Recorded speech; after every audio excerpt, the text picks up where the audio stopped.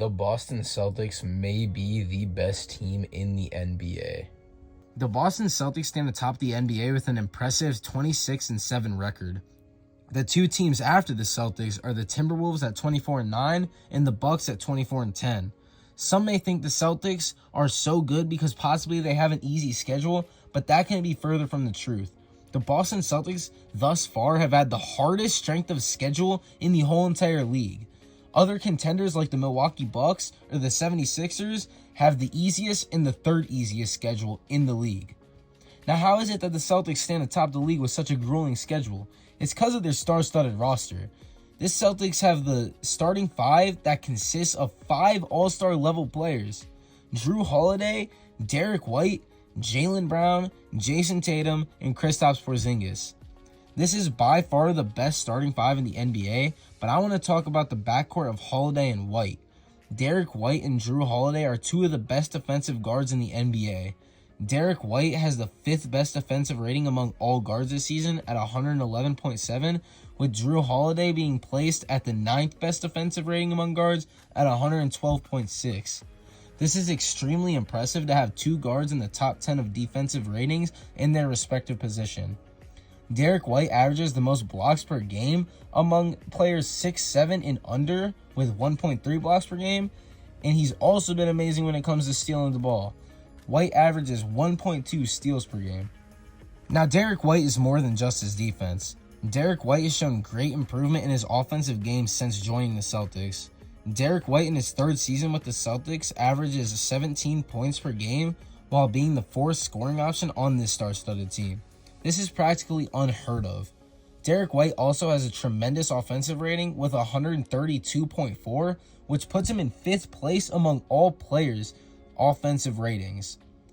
Derek White has been extremely efficient this year as well, with a 49.4% field goal percentage, 42.2% three-point percentage, and an 89.2% free throw percentage.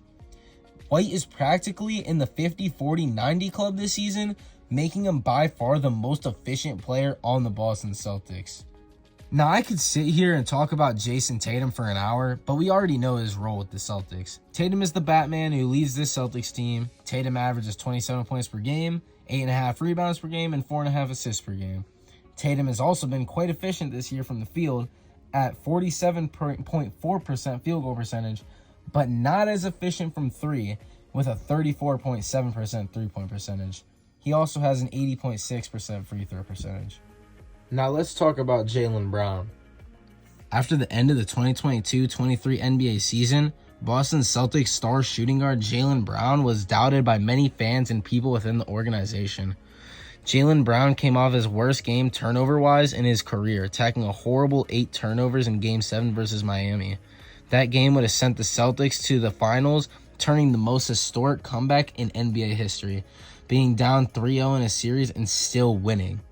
After the Celtics loss in Game 7, Jaylen Brown took a lot of heat from the fans, not only in Boston, but around the league. Brown was being questioned if he was even able to dribble with his left hand, and if he was even a good enough playmaker to be a number 2 star on an NBA team. Jaylen Brown then went to sign the biggest contract in NBA history and re-signed with the Boston Celtics for 5 years, $300 million. After the Browns signed this huge contract, many fans called this decision by the Celtics front office a horrible decision. Brown showed great improvement as a playmaker, though, and quieted the doubters. Though Brown doesn't show his playmaking with his assists, he is constantly looking for his teammates and moving the ball around rather than driving to a crowded paint and turning the ball over or shooting a forced 3. Brown, despite the lack of points per game, which is 22.7, has arguably played the best basketball in his career after the Celtics brought in 7'3" big man and Jaylen Brown's alleged best friend, Kristaps Porzingis. This improvement in shooting from Sam Hauser and Peyton Pritchard also helped Jaylen Brown a ton in the playmaking department. Jaylen Brown in a recent interview said, "Having shooters out there like Sam Hauser and Peyton Pritchard, I can make teams make a choice.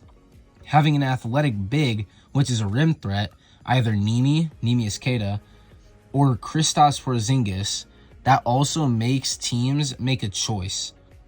And you've got that around, and then credit to the coaching staff. As the season has gone on, they've put me in better spots where I can be more of a playmaker, not just with the ball, but without the ball as well. And I've been able to take advantage of my reads. Brown is clearly showing a great deal of maturity as well. Last season, Brown would only look to produce for himself, but this season it's completely changed. Brown has been on a tear in the month of December as well, averaging a consistent 24.4 points per game on an excellent 53.8% field goal percentage and 38.5% three-point percentage. But in his first game back since the new year in OKC, he had a very poor outing. Brown put up 15 points on abysmal efficiency, only shooting 22.2% from the field and 0% from three, which 0% from three wouldn't be necessarily bad if you only shoot like 2 or 3 three-pointers. But in this game, Brown chucked up 8 bricks from beyond the arc. But this is nothing that Brown can't bounce back from, especially after how good he was in December. This game will just be chalked up as an unfortunately bad game for Brown. Then we have possibly the most crucial piece to this Celtics team, Kristaps Porzingis. This 7'3" big man has arguably been the most impactful player on the Celtics. Porzingis is always coming up big in games and hitting crucial shots just like Derek White. But what makes Porzingis so important is his floor spacing and defense. The Latvian is such a versatile threat. He is an efficient shooter, elite in the paint, has an elite post game, and is an elite rebounder. Porzingis is averaging 20.6 points per game, 7.3 rebounds per game, and 1.7 assists per game. Porzingis has an outstanding 128.4 offensive rating and a great 108.5 defensive rating. Oh, and not to mention, he also averages 1.5 blocks per game. So with all of the success that the Celtics have been having this season, this begs one question. Are the Celtics the most dominant team in the NBA? Let me know what you think in the comment section below. I hope you guys enjoyed this video, and I love you all. Peace.